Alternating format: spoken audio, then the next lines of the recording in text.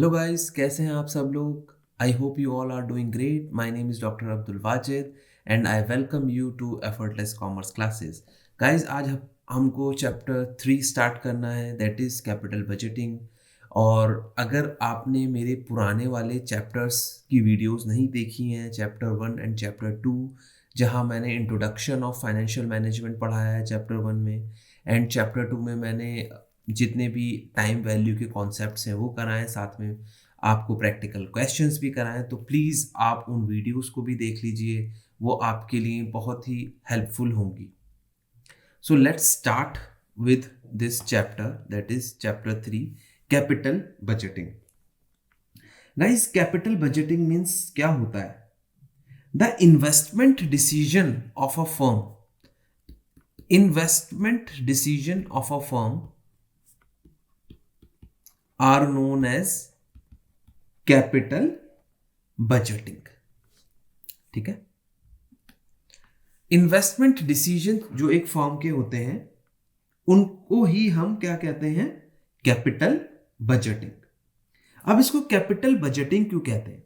देखो, फर्म के जो भी इन्वेस्टमेंट डिसीजंस होते हैं वो लॉन्ग टर्म के लिए होते हैं। लॉन्ग टर्म का मतलब यहां पर ये है कि वो सारे डिसीजंस मोर देन 1 ईयर के लिए होते हैं। ठीक है, मोर देन 1 ईयर के लिए जब भी फर्म अपने फंड्स को कहीं इन्वेस्ट करेगी, ठीक है, और क्या चाहेगी? जब कोई भी कंपनी कहीं भी पैसा लगाएगी, ठीक है, लॉन्ग टर्म के लिए, तो वो एक्सपेक्ट करेगी फ्लो ऑफ बेनिफिट्स। ठीक है, मतलब कैश फ्लोज को वो एक्सपेक्ट करेगी over the number of years. एक बार आपने पैसा लगा दिया अच्छे प्रोजेक्ट में, उसके बाद आप एक्सपेक्ट करेंगे कि ये जो मैंने कैपिटल लगाई है इसका बेनिफिट मुझे आने वाले ईयर्स में होता रहे। ठीक है, सो फर्म क्यों इन्वेस्ट करेगी?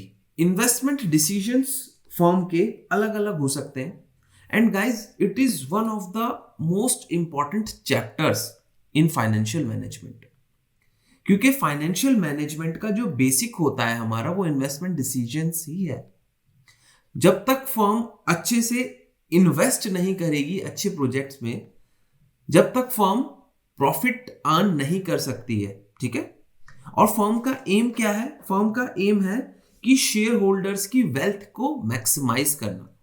तो जब तक आप अच्छे डिसीजंस नहीं लेंगे इन्वेस्टमेंट से रिलेटेड, तो आप शेयर होल्डर्स की वेल्थ को मैक्सिमाइज नहीं कर पाएंगे। ओके, सो अब हम देखते हैं कि फर्म इन्वेस्टमेंट डिसीजंस कहां कहां कर सकती है। व्हाट आर द रीजंस, कहां कहां कर सकती है फर्म इन्वेस्टमेंट्स?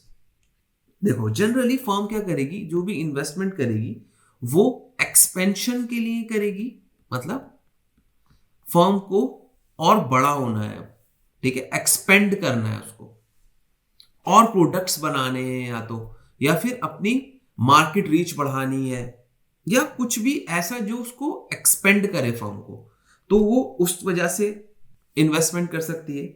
या फिर उसको एक्विजिशन करना हो, कुछ एसेट्स दूसरी कंपनी की खरीदने हो, ब्रांड कुछ खरीदनी हो, या कुछ ऐसा करना हो जिससे फर्म की इनऑर्गेनिक ग्रोथ हो जाए, फर्म बढ़ जाए, बड़ी हो जाए, एक्वायर करना चाह रही है फर्म, तो इसके लिए भी वो इन्वेस्टमेंट डिसीजंस कर सकती है। मॉडर्नाइजेशन, अब फर्म की जो टेक्नोलॉजी थी वो पुरानी हो गई है, ठीक है, और फर्म चाहती है कि हम नई टेक्नोलॉजी को यूज करें। एक नई टेक्नोलॉजी को लगाएंगे हमारी कंपनी में तो प्रोडक्शन ज्यादा कर सकते हैं हम, राइट।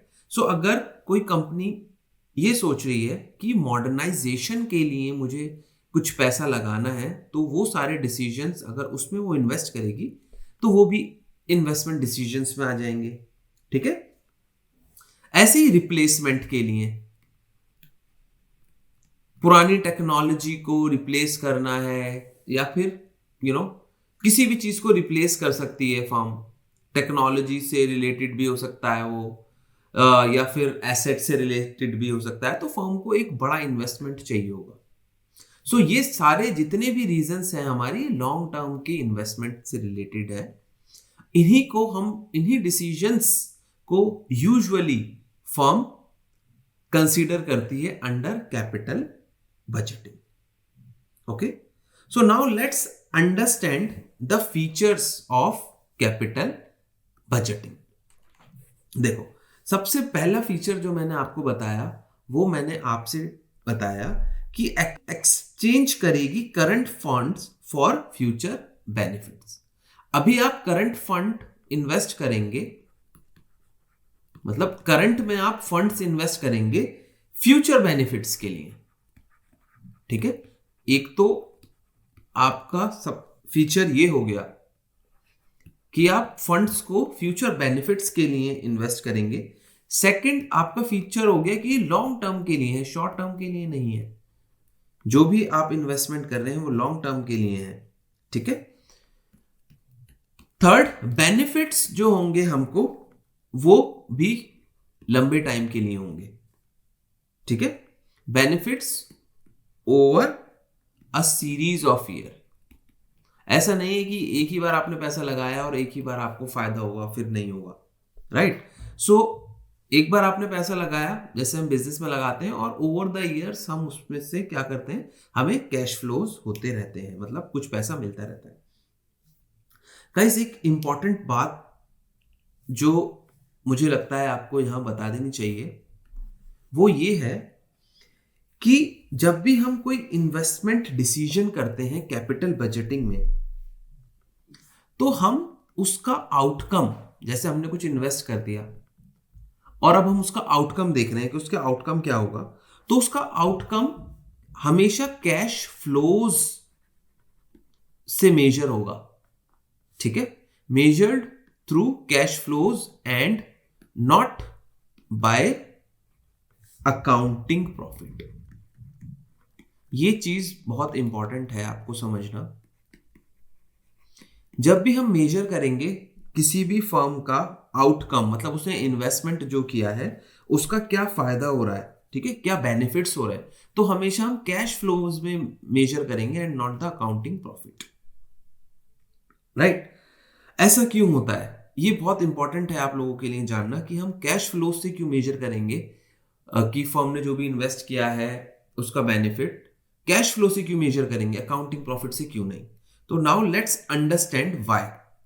ओके गाइस, तो हमने कहीं भी इन्वेस्टमेंट करी, ठीक है, जो कि कैपिटल बजटिंग है, कैपिटल बजटिंग डिसीजंस में है, तो जो हमने इन्वेस्टमेंट करी उसका आउटकम हमें क्या मिला, मतलब हमें क्या प्रॉफिट हुआ या क्या हमें लॉस हुआ, उसको मेजर करने के हमारे पास दो तरीके हैं। एक है हमारे पास अकाउंटिंग प्रॉफिट, दूसरा है हमारे पास कैश फ्लो।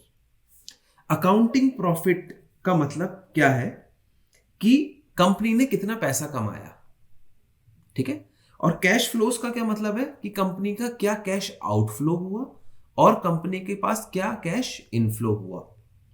ये दोनों हमारे पास मेथड है जिससे हम पता लगा सकते हैं कि कैपिटल बजटिंग या फिर इन्वेस्टमेंट डिसीजन से प्रॉफिट हुआ, फायदा हुआ या नुकसान। बट हमें हमेशा ये याद रखना है कि हम कैश फ्लोज पर फोकस करेंगे, ना कि अकाउंटिंग प्रॉफिट पर। अकाउंटिंग प्रॉफिट पर सर क्यों नहीं फोकस करेंगे हम लोग, अकाउंटिंग प्रॉफिट तो यूजुअली हम निकालते हैं, क्यों नहीं करेंगे, क्यों नहीं करेंगे, उसके रीजंस यहां मैं लिख रहा हूं।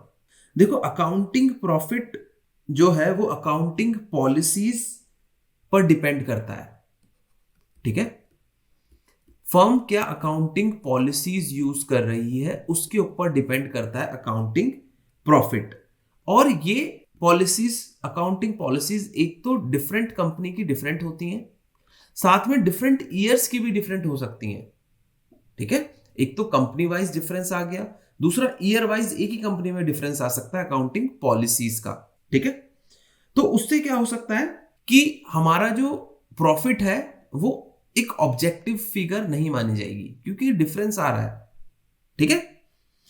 सेकंड, अकाउंटिंग प्रॉफिट जो है हमारा वो बहुत सारे नॉन कैश आइटम्स जैसे डेप्रिसिएशन हुआ, ठीक है, एक्यूमुलेटिव लॉस को अगर हम राइट ऑफ कर रहे हैं, राइटिंग ऑफ एक्यूमुलेटेड लॉसेस, इससे भी वो क्या हो सकता है, अफेक्ट हो सकता है। ठीक है, तो बहुत सारी ऐसी चीज हैं जो हमारे अकाउंटिंग प्रॉफिट को अफेक्ट कर सकती हैं। और ये जितनी भी चीजें, जैसे डेप्रिसिएशन हुआ, writing of the accumulated losses हुआ, ये हमारे नॉन कैश आइटम है, बट अकाउंटिंग प्रॉफिट को अफेक्ट कर सकते हैं। ठीक है, क्योंकि ये हमें डिडक्ट करने पड़ते हैं, तो इससे भी इंपैक्ट पड़ सकता है हमारे अकाउंटिंग प्रॉफिट पर। ठीक है, और क्या है कि जो अकाउंटिंग प्रॉफिट है हमारा, वो बेस्ड है on the concept of accrual. Accrual concept पर बेस्ड है। ठीक है, एक्रूवल कॉन्सेप्ट क्या होता है? सो एक्रूवल कॉन्सेप्ट का मतलब होता है कि आपने जो भी एक्सपेंस किया है या आपको जो भी इनकम हुई है, वो अभी आपको रिसीव नहीं हुई, बट आपको पता चल गया कि इतनी इनकम मेरी हुई है, अभी आपको कैश मिला नहीं है, तो आप उसको भी रिकॉर्ड कर लेंगे। ठीक है, सो अकाउंटिंग प्रॉफिट उससे भी अफेक्ट हो सकता है। अभी पैसा मिला नहीं है, बट आपने रिकॉर्ड कर लिया कि ये मेरी इनकम है। सो अक्रूवल कॉन्सेप्ट की वजह से भी अकाउंटिंग प्रॉफिट पर कुछ चेंज आ सकता है। Okay, now let's talk about cash flows. Cash flows क्या है? कैश फ्लो का मतलब क्या है? Cash inflows and cash outflows. So ये एक बहुत ही सिंपल सा कॉन्सेप्ट है कैश फ्लो वाला। उसमें जो भी आपका कॉस्ट लगा है, ठीक है, मतलब कैश आउटफ्लो जितना भी आपके पास से हुआ है और जितना भी आपके पास कैश इनफ्लो हुआ है, सिर्फ आप उसी पर फोकस करिए। राइट, अगर कैश आउटफ्लो कैश इनफ्लो से कम है, दैट मींस ये वाला जो हमारा इन्वेस्टमेंट डिसीजन है, उसने हमें एक पॉजिटिव वैल्यू दी है।